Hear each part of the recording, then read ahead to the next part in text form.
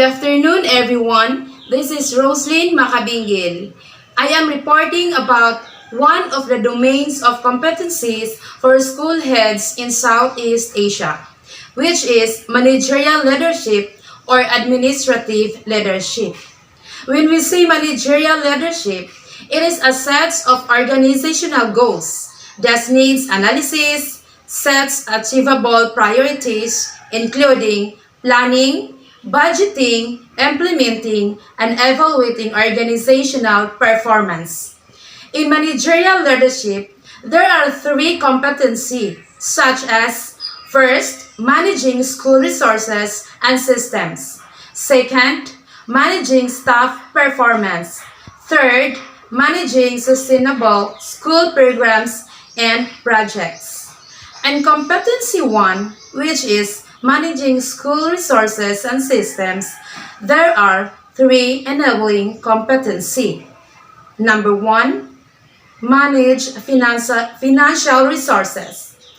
2, manage learning environment. And the third, manage systems and procedure. But first, let's talk about manage financial resources, meaning seeing to it that schools have the funds it requires to meet its goals in its quest to becoming a sustainable and viable institution, and that value for money is gained for such fund expended.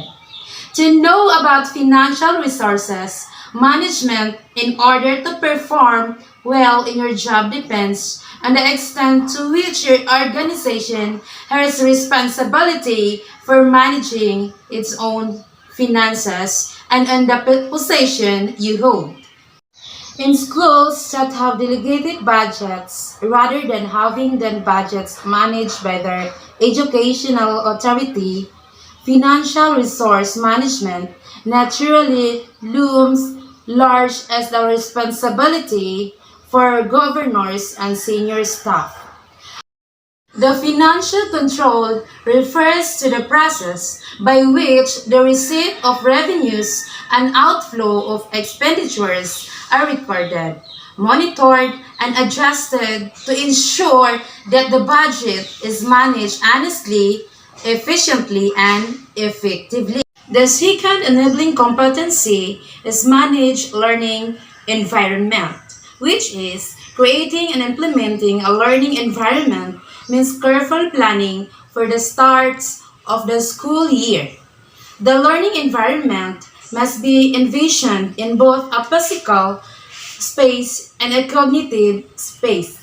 The physical space of the classroom is managed as the teacher prepares the classroom for the students. Teachers must also consider the cognitive space necessary for the learning environment.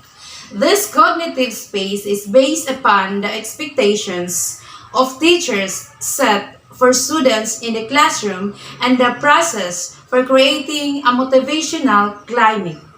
Effective teachers create and implement classroom management practices that cultivate an engagement classroom environment for their students. The third enabling competency is manage systems and procedures. In the present day competitive environment, it is essential that the organization is to perform very efficiently for its survival.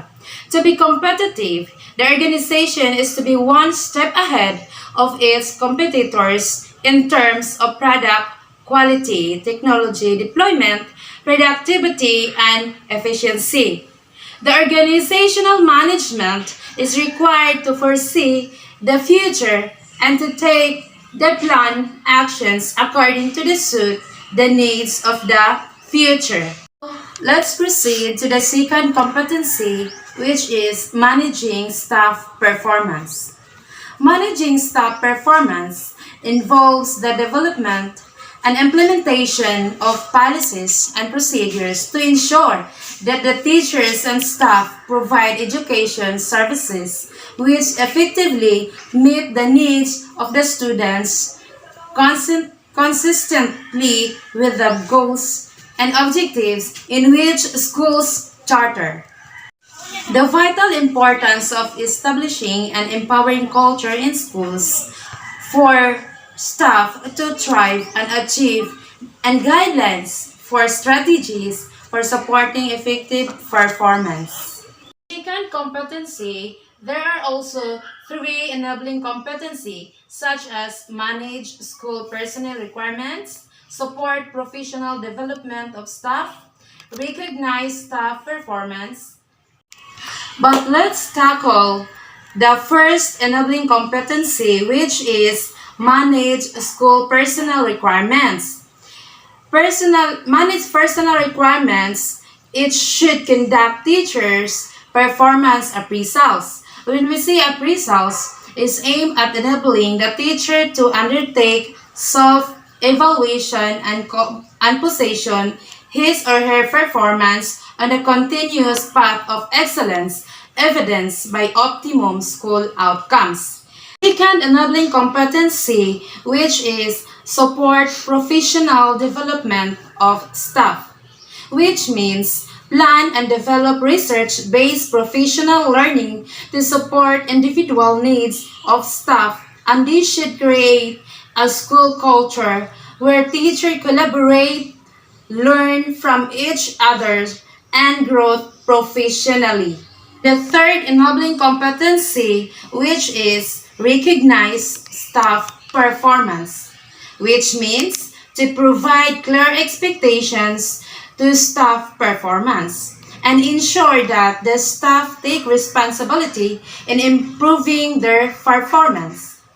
And the third competency is managing sustainable school programs and projects, which means the sustainability rule can serve several functions such as leader, communicator, analyst, and educator.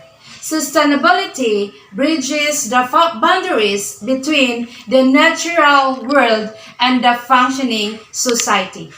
Managing sustainability is the center aims to expand current knowledge of the sustainability profession. In managing sustainable school programs and projects are divided into two enabling competency such as demonstrate program and project management skills.